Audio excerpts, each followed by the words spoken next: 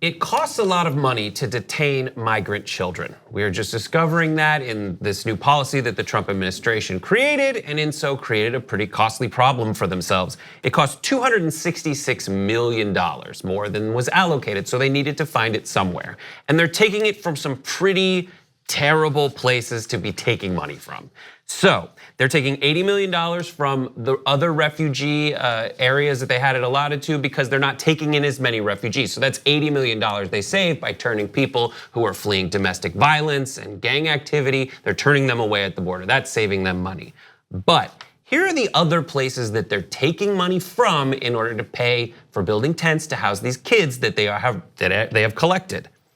It includes $16.7 million from Head Start, $5.7 million from the Ryan White HIV/AIDS program, and $13.3 million from the National Cancer Institute.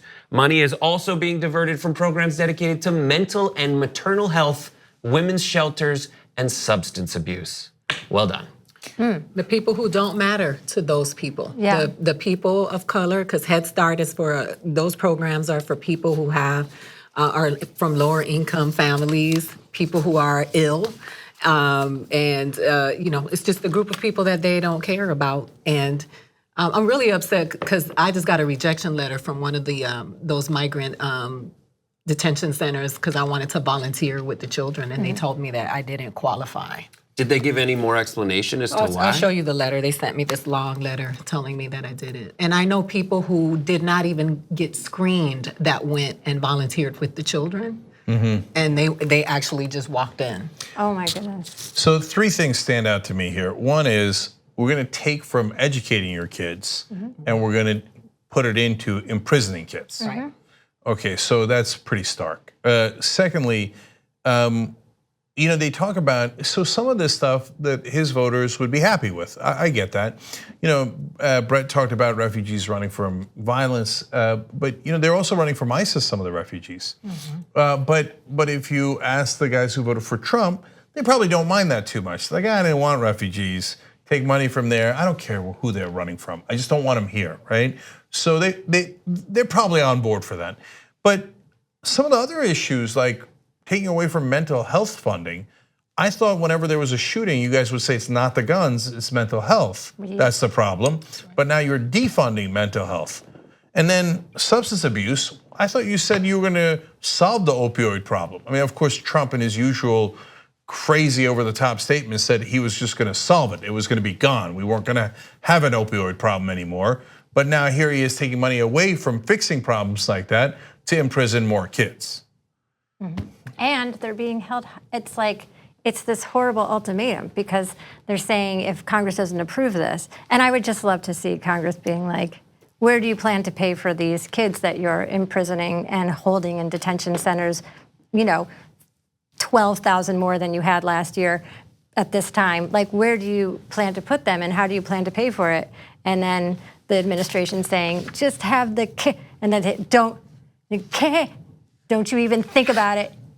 Cancer, can we just take money from cancer and pay for it? And they were just like, okay, fine. And like the fact that that's like, okay, fine. And I was just gonna say, the fact that they're holding Congress sort of with this hostage with this ultimatum saying, if you don't give us these funds, then we are going to feed them plastic boxes and let them sleep on nails. That's basically what they're saying. That we're going to deprive them even more, and it's just. Well, like the cancer is particularly from like a thematic approach. It is a particularly ironic thing to take money from because cancer is a problem that it takes money and resources to solve. Right. The solution to this problem just takes not having this policy. Like that's it. Totally. What they have done in addition to the original policy that everyone knows about is they've also changed the means by which people can come and say, I'm a sponsor of this child. I know you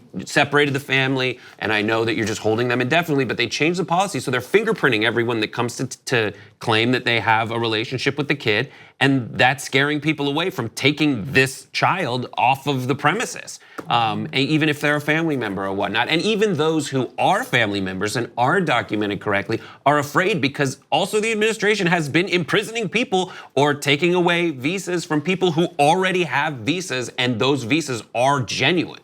It's not fair, and they could solve the problem so quickly, and they choose not to. Instead, they'd rather take money from the Ryan White AIDS Foundation, which Ryan White is a kid who died from AIDS, and they set up this foundation, and they're just taking money from it. So let me build on what Brett was saying and give you guys some numbers.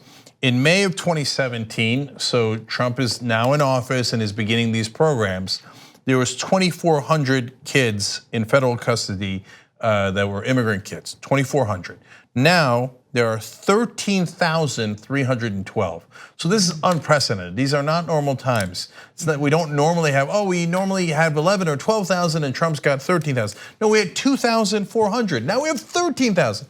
And why is that? It's because of two reasons. One, they separated some of the kids from the parents, as we all know, and they lost some of the parents. Yep. The kids we have, but they deported some of the parents and they don't know where they are. So I don't know what we're ever gonna do with those kids, but they remain in detention centers. It's like if you pitch that movie, it'd be like The Hunger Games meets The Handmaid's Tale. Like, this is what makes me always call into question all of the women who voted for Donald Trump. The programs that are being cut are directly targeting women and children. So all of those women who felt justified in voting for Donald Trump and putting him into office, and this administration has directly attacked women in so many levels. That's why they're trying to get this guy approved for the Supreme Court, because they're coming for us. They're gunning for us. I just want to know where these women are now that really, really felt justified in putting this man in office. Like this is disgusting. And let's not talk about these centers, all this money that's going into them, and you still got babies dying from getting sick from being in these centers. Like, these are human beings that we're talking about. That there's like Border Patrol officers and people in these centers who are abusing.